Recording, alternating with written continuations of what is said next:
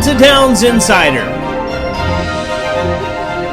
Sponsored by the Louisiana Quarter Horse Breeders Association, supporting the quarter horse racing and breeding industry in the state of Louisiana.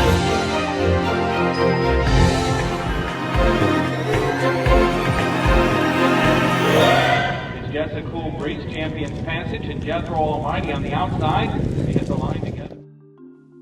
The Delta Downs Insider Race Recap. Hello again, everyone. I'm Greg Thompson of StallionEsearch.com, and welcome to the final episode of the Delta Downs Insider for the 2012 Quarter Horse Racing Meet. Last weekend was chock full of stakes action for the closing weekend, so let's get right to it in the Delta Downs Insider Race Recap. And we're going to look at the restricted Grade 1 $551,000 Lee Berwick Memorial Futurity. Let's kick it up to track announcer Don Stevens for the call. And they're off. The Lee Berwick Futurity and Ms. Jingles broke very smartly. To the outside, Shiny Affluential is right there. Fast Talkin' Henry emerges on the inside. Big Time Bo is right down at the rail getting close. And back from there, it's Jody's Crown. Dreamer's Fast Dash. Ms. Jingles trying to hold off Shiny Affluential. Ms. Jingles wins the Lee Berwick Futurity. Miss Jingles, under jockey Eddie Cox, storms to victory in her second Futurity win for the 2012 Quarter Horse Meet at Delta Downs. She becomes the top-earning 2-year-old in the country with this win, pushing her bankroll to over $452,000, and only her 6th career start with this win for owner AA Partnership and trainer Frank Cavazos. Miss Jingles is by the sire big-time favorite, and she's out of the Some Dasher mare by the name of Some Quick Dasher. She was bred in Louisiana by Easy Acres Performance Horses. Miss Jingles was a $7,000 purchase at the 2011 LQHBA yearling sale. We'll be right back after these words from the LQHBA. The LQHBA annual yearling sale will take place on Friday and Saturday, August 3rd and 4th at the Coshada Casino Resort Pavilion in Kinder, Louisiana. 505 yearlings slated to sell. That's August 3rd and 4th. Friday and Saturday in Kinder, Louisiana. Find your next champion at the LQHBA sale. We are back into the Insider Race Recap, and we continue with the recap of the restricted Grade 2 Louisiana Classic. A $100,000 purse, 9 Louisiana breds going 440 yards. Blue Louisiana Hoyas right there. JLS Mr. Big Time has some work to do. On the far outside, it's Louisiana Wrangler. Up along the inside, Martini Mountain. He's a Jody's Toast. JLS Mr. Big Time is getting up, and JLS Mr. Big Time wins the Louisiana Classic. The gelding inches that much closer to the $1 million mark with his win for trainer Daryl Swallow and owner and breeder JLS Speed Horse Farms. There was another graded stakes event on Saturday, the $60,000 restricted Grade 3 Vinton Stakes for 3-year-olds going 400 yards. There in the middle of the track is the overlooked betting choice, Intriguing Jess Blue at odds of 9-1 on the tote board, storming home in front under jockey John Hamilton for trainer Willie Simeon, for owner Yadero Alvarado. J.E. Jumonville Jr. is the breeder on this Louisiana bred. On to the $40,000 Louisiana Starter Stakes going 350 yards. And it was Miguel Rodriguez trained 2-minute warning going on to victory under jockey Raul Ramirez. The distance horses had their turn in the 870-yard Live Oak Stakes. A full field of 8 contesting the $60,000 stakes race, and turning for home it was Dr. Drip with John Hamilton aboard holding off the late charge to secure a victory for owner-trainer Anthony Ari.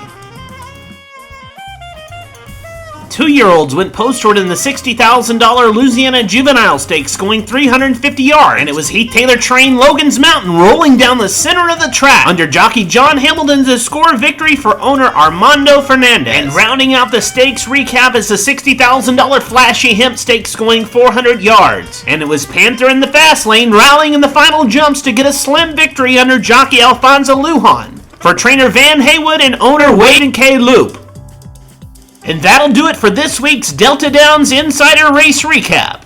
Okay, this is the part of the show where we give you the final installment on the series on Val's Fortune, the only Louisiana-bred quarter horse racing millionaire. Val's Fortune completed his 3-year-old campaign and moved into his 4-year-old season by crushing the competition in the restricted Grade 3 John Audemont Memorial Stakes, which moved his career bankroll to over $971,000 as he entered into the MBNA Eastern Challenge Championship. A win here would catapult him into the ranks as a millionaire in this sport. And they're off in the MB&A America East Challenge Championship. A bump at the break between Val's Fortune and I Make 'Em Shake, but Val's Fortune forges to the lead. Fast Talking Val to the outside is racing in second. On the inside, I Make 'Em Shake, hooked on run, and the trailer is Omega Train. Coming through the stretch into the finish, Val's Fortune only a few yards from history. On the outside, closing in fast is Fast Talking Val, but Val's Fortune, your newest quarter horse racing millionaire. Val's Fortune holds on to win against a staunch challenge from Fast Talkin' Val, thus pushing his career earnings to above $1 million earned and setting a track record in the process. Next stop was the restricted Grade 3 LQHBA Classic, where he defeated Silent Overdrive by a head. Next, it was on to Lone Star Park, where he would finish first in a dead heat in his only open Grade 1 event to date, the Refrigerator Handicap with stablemate Fredericksburg, also conditioned by Heath Taylor at the time. After the Refrigerator, Val's Fortune was sold to Eduardo Carrasco for an undisclosed sum. His final race in North America came at Sunland Park in the Grade 1 Championship at Sunland, where he fell short in defeat to finish fourth, only a half length behind stablemate Fredericksburg. Back then, pretty active in the challenge program. He ended up winning a challenge championship here. Had to go over $1 million, and that was good. He won the Grade 1 at Lone Star, the Refrigerator. Certainly that's when Remington started peaking again. I'm sure that if the horse would have stayed around longer, you would have seen him in the Remington Park Championship and those kind of things. But this place is called Fortune Farms. It was, it was his. What he brought to us is what we reinvested in the program over here. It was. It's hard to explain. Robin and I were just starting to date then, and she was making these T-shirts called Val's Pals. People were coming to the races that never came to the races. He kind of got a following, and that's kind of something we don't have anymore. Not just because of this horse, because so many horses race and go to the breeding shed. It's hard to get a real following behind a horse. But for him, and here in Louisiana, for 3 years, everybody would come to the races and watch him. It was real exciting, and not just because I owned him, but just to be a part of it was a big ride. And then, like I said, buying this farm, getting more involved in the breeding program, he kind of gave us the resources to invest into what we have today in the horse business. he's certainly a once-in-a-lifetime horse. I certainly have had a lot of good horses. I definitely put him up there right with the best I've ever put a bridle on, and he's the kind of horses that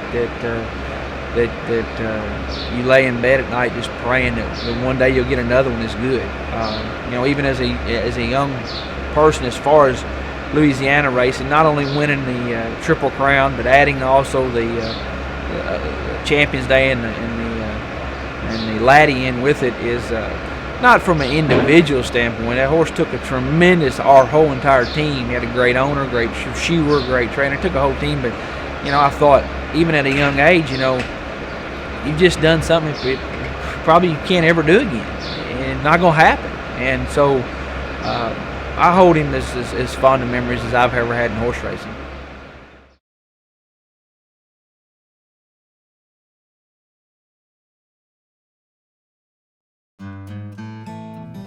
The Delta Downs Insider Stallion Spotlight.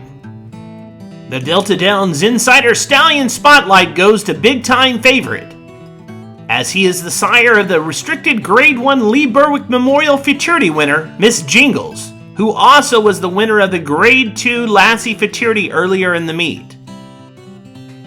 His offspring had produced just shy of $3.2 million on the track from only 5 crops to race. Aside from Miss Jingles, he's also the sire of JLS Mr. Big Time, who won the Grade 2 Louisiana Classic on the closing weekend here at Delta. You can view the member stallion page of Big Time Favorite by logging on to stallionesearch.com.